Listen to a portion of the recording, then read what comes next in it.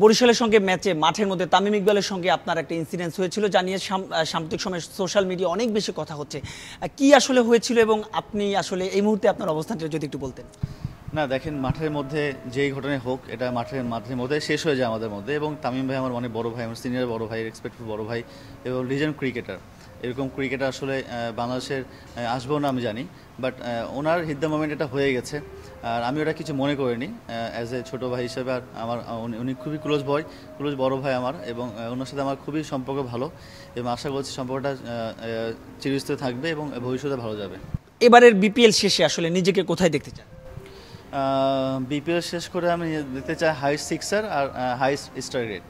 অনেক অনেক ধন্যবাদ। কথা বলছিলাম জাতীয় দলের সাবেক হার্ড-হিটার ব্যাটসম্যান, যদিও সাবেক নয়, যে কোনো সময় হয়তোবা চলে আসতে পারেন আবারও জাতীয় দলে, বিশেষ করে এবারে বিপিএলে যেভাবে তিনি খেলছেন সেই পুরনো সাব্বির রহমান রুমান। তার সঙ্গে বলছিলেন যে আপাতত এই বিপিএল দিয়ে ফিরতে চান জাতীয় দলে।